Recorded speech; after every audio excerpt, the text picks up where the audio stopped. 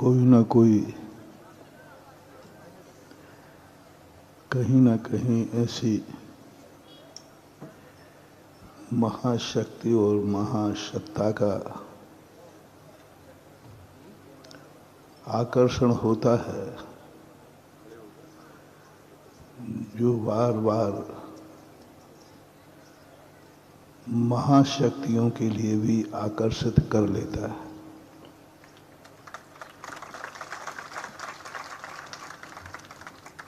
टका से टका और धका से धका, ऐसा सिद्धांत है।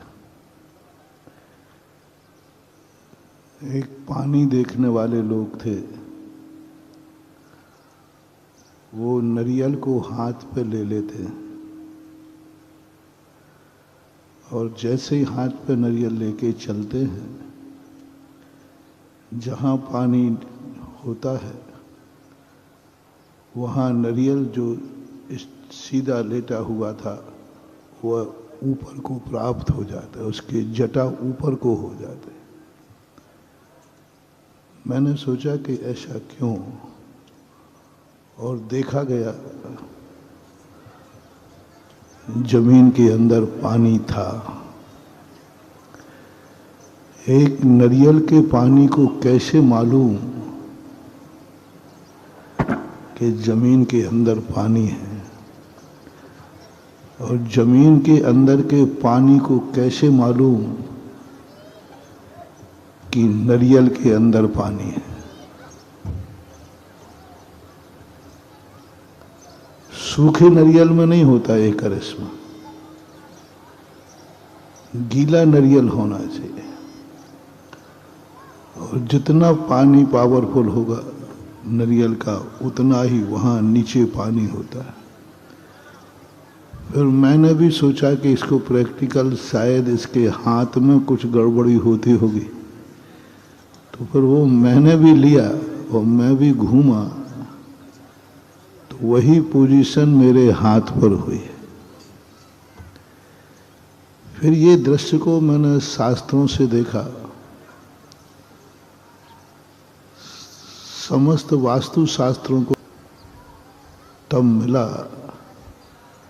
कि हर व्यक्ति, हर शक्ति अपनी सजाती शक्ति को पहचानती है, वो कितनी भी दूर क्यों ना हो।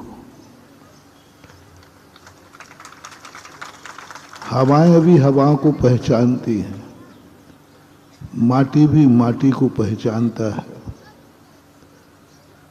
अग्नि भी अग्नि वाले को पहचानती है। वही दीपक जलेगा जिसमें जलने की योग्यता है। जलता हुआ दीपक पानी वाले दीपक को नहीं जलाता, घी वाले दीपक को जलाता, क्योंकि वो स्वयं घी वाला है, स्वयं प्रज्वलमान है, तो वह अपने समान शक्ति वाले को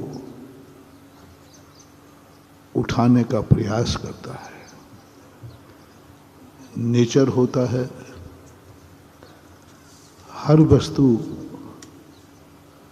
अपनी वस्तु से समान शक्ति वाले से प्रभावित होती है, और अपने ही समान शक्ति वाला, जैसे आप लोग हो, यदि आप लोगों को अपना कोई भी वस्तु शेयर करना है तो आप अपने परिवार वालों को शेयर करते हैं। परिवार का व्यक्ति आपको आकर्षित करता है और तुम परिवार के व्यक्ति से आकर्षित होते हो। वो आकर्षण ऐसे ही नहीं है, वो कहीं ना कहीं से तुम्हारा अंश, तुम्हारा वंश तुम्हें खींच रहा है, क्योंकि जो अंश तुम्हारे अंदर है वही अंश तुम्हारे परिवार के अंदर है, तो दोनों एक दूसरे के लिए कहीं ना कहीं से आप सकारात्मक हो गए, एक दूसरे की पीड़ा को हरने का भाव करोगे, एक दूसरे के लिए जियोगे, एक दूसरे के लिए मरना पड़ेगा तो मरोगे भी, एक दूसरे के लिए कमाओगे। और कभी कभी तो दोनों आकर्षण में इतना हो जाता है कि एक व्यक्ति अपने उस वंश और अंश के लिए जिंदगी सब कुछ समर्पित कर देता है, जिसे आप बेटा कहते हैं। जिंदगी भर का पूरी कमाई मरने के पहले वह सोचता है कि मैंने जो कुछ किया वह मेरे बेटे को मैं समर्पित करता हूं। ऐसे ही नहीं समर्पित कर दिया उसने, उसके अंश ने उसके अंश को प्रभावित किया, उसके संस्कार ने एक दूसरे को किया।